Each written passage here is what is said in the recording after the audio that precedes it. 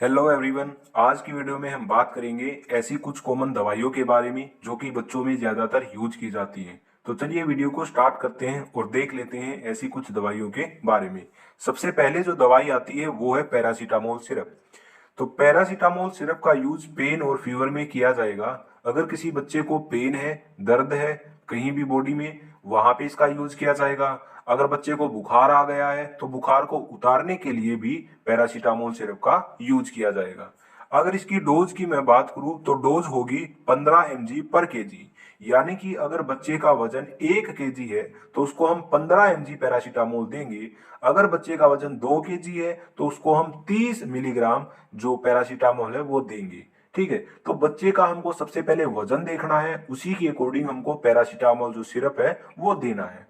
अब क्या होता है, कई लोगों को यहाँ पे डोज कैलकुलेट करने में दिक्कत आती है, बहुत ज्यादा दिक्कत आती है। इसलिए मैं एक एग्जाम्पल के जरिए आपको समझाता हूं कि ये जो डोज है ये कैसे कैलकुलेट करनी है। बड़े ध्यान से आपको देखना है। ठीक है, बिल्कुल ध्यान से देखना है। मैं एक ही स्लाइड में आपको बता रहा हूं, मेरे पास कॉपी पेन नहीं है, वहां पे मैं आपको अच्छे क्लियर से समझा सकता हूं। अभी फिलहाल मैं यहाँ स्लाइड पे समझाऊंगा, तो आपको बड़े ध्यान से देखना है। देखिए, अगर किसी बच्चे का वजन 10 kg है जिसको बुखार आया है, ठीक है, उसको हमें अब पैरासीटामोल की डोज कैलकुलेट करके उसको देनी है। कैसे देंगे? देखिए, बच्चे का वजन है 10 kg और हमको पता है कि पर केजी 15 mg हम दे सकते हैं। तो 10 kg अगर वजन है तो उसको कितना देंगे? तो उसको देंगे 15 × 10, यानी कि उस बच्चे को 150 mg पैरासीटामोल की जरूरत है उसके वेट के अकॉर्डिंग। अब उसको 150 mg पैरासीटामोल देंगे। अब ये जो 150 mg है ये याद रखना आप, यहाँ पे मैं लिख देता हूँ 150 mg है। ठीक है, ये याद रखना 150 mg पैरासीटामोल उस बच्चे को देंगे।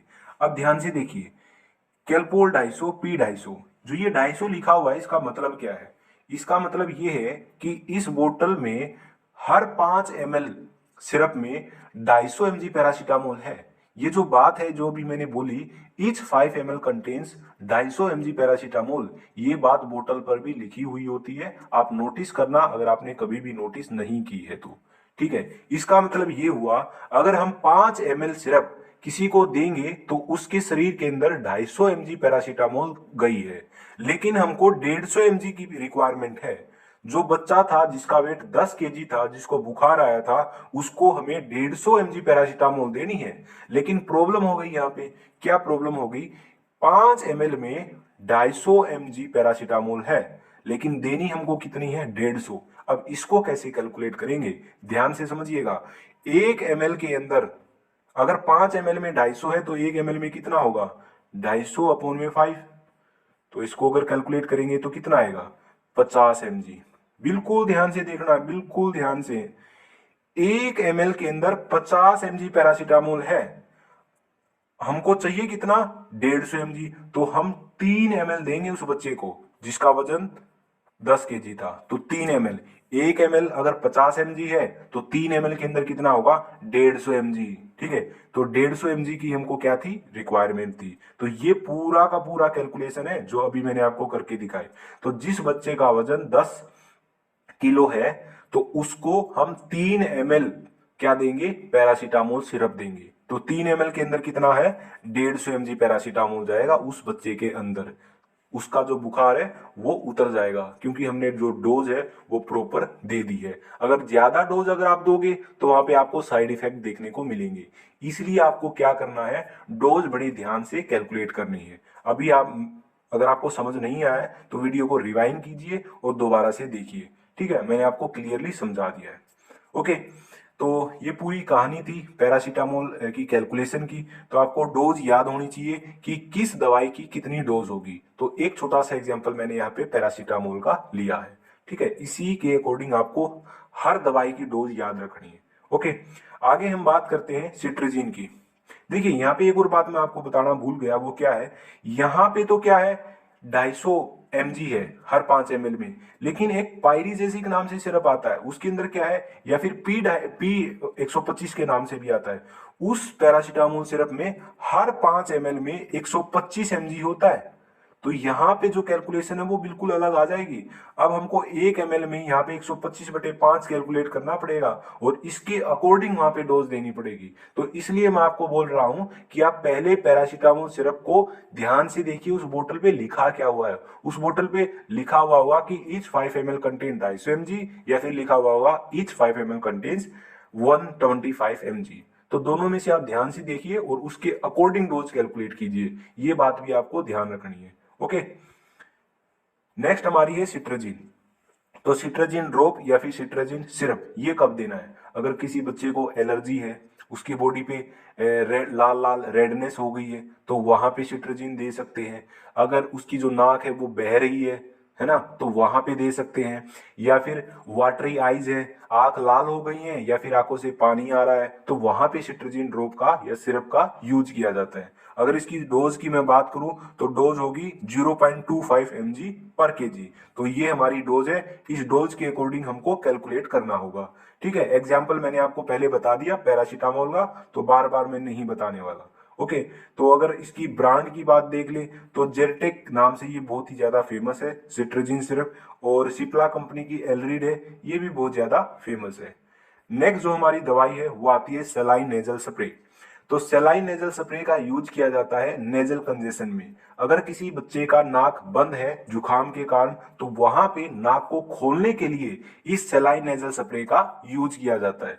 ठीक है, जैसे 2 ड्रॉप दिन में 2 बार नाक में डालनी होगी। ठीक है, जिससे कि बच्चे का नाक जो है वो खुल जाएगा। ठीक है, वो सांस अच्छे तरीके से फिर ले सकेगा।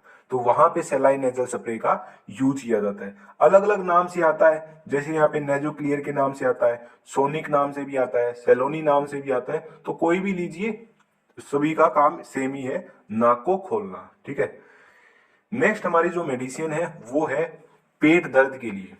ठीक है, अगर बच्चे के को पेट दर्द है तो वहां पे हमको कौन सी दवाई देनी है? तो वहां पे कोलीमैक्स का यूज किया जाता है। ठीक है, यहाँ पे जैसे कोलीमैक्स, ये ब्रांड नेम मैं बता रहा हूँ, जैसे कोलीमैक्स है, या फिर और मैं आपको बताऊं कोलिजा डी है, मेफ्टाल स्पास है। इन तीनों में से कोई भी एक दवाई का यूज आप कर सकते हो, क्योंकि तीनों में जो साल्ट है वो बिल्कुल सेम है। क्या साल्ट है वो देखिएगा, साल्ट है डाइसाइक्लोमाइन एंड सिमिथीकोन। तो दोनों ही जो साल्ट है ये पेट दर्द में यूज किए जाएंगे। जो डाइसाइक्लोमाइन है ये तो पेट दर्द में होगा यूज, और जो ये सिमिथीकोन है ये भी पेट दर्द में होगा। अब दोनों में डिफरेंस देखिएगा बड़ी ध्यान से।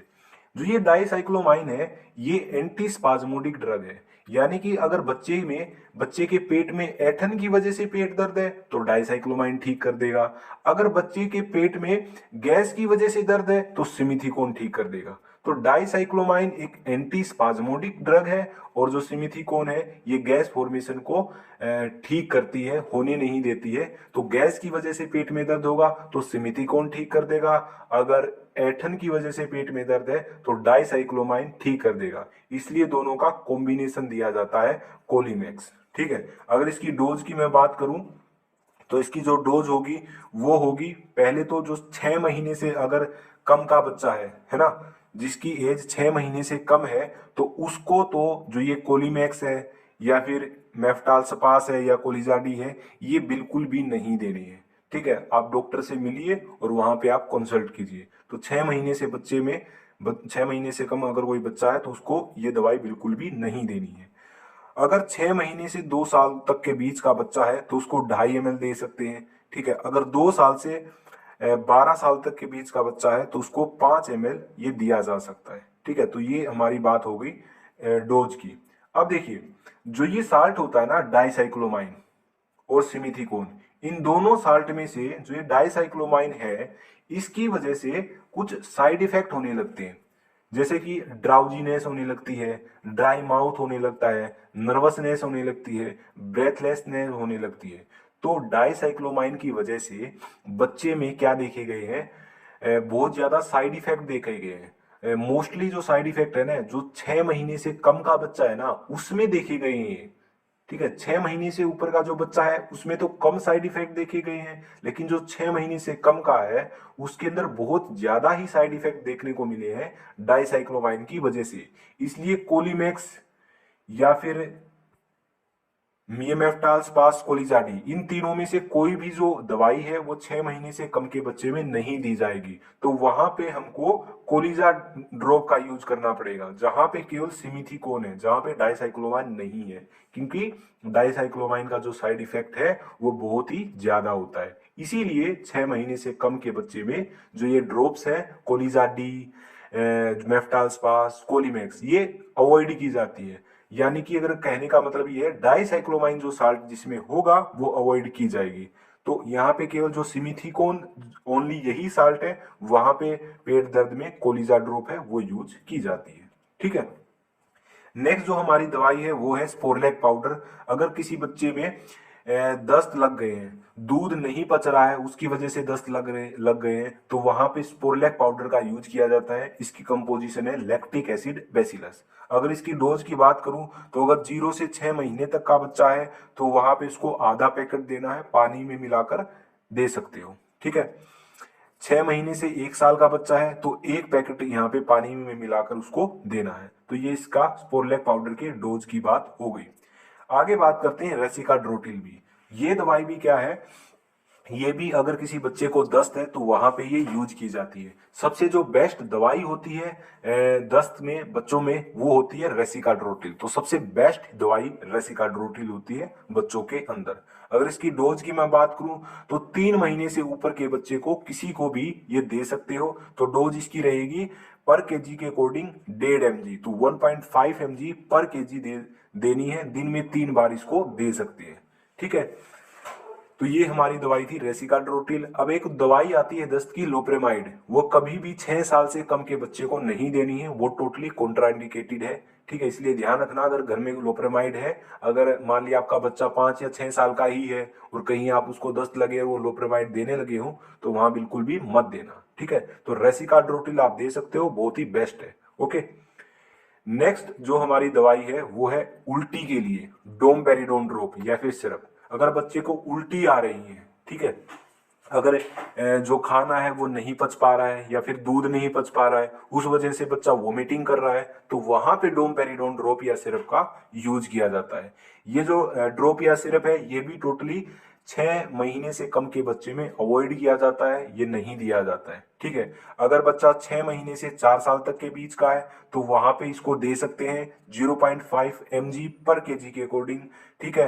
अगर 4 साल से 11 साल तक के बीच का बच्चा है तो उसको 4 mg दे सकते हैं, दिन में मैक्सिमम 3 बार दे सकते हैं। तो इसकी डोमपेरिडोन की डोज है। डोमसेटल बेबी के नाम से बहुत ही ज्यादा ये फेमस है। ओके। तो ये डोमेंडम है, इसके नाम से भी ये बहुत ज्यादा फेमस है, डोमपेरिडोन सस्पेंशन। तो ये थी हमारी कुछ दवाइयां जो कि बच्चों में ज्यादातर यूज होती हैं। आई होप आपको इनके बारे में कुछ इन्फॉर्मेशन मिल गई होगी, आपको कुछ समझ आया होगा और डोज कैलकुलेशन भी आपको समझ आई होगी। ठीक है। मैंने एक छोटा सा एग्जांपल लिया था पैरासीटामोल का, तो आपको पता होना चाहिए कि सिट्राजिन की कितनी डोज है पर केजी, डोमपेरिडोन की पर केजी कितनी डोज है, या फिर पैरासीटामोल की पर केजी कितनी डोज है, तभी आप डोज कैलकुलेट कर सकते हो। तो ये आपको याद रखनी है। ओके। और जो जो चीजें मैंने आपको बताई है कि रेसिकाड्रोटिल सबसे बेस्ट है, वो आप 3 महीने से ऊपर के बच्चे को दे सकते हो। और जो लोपेरामाइड है वो 6 साल से कम के बच्चे में टोटली कॉन्ट्राइंडिकेटेड है। ठीक है। ये छोटी छोटी बातें आपको ध्यान रखनी है। आई होप आपको ये बिल्कुल सारा का सारा क्लियर हो गया होगा। तो कमेंट में आप जरूर बताइए कि वीडियो आपको कैसी लगी। तो आज की वीडियो में बस इतना ही, तो मिलते हैं नेक्स्ट वीडियो के अंदर।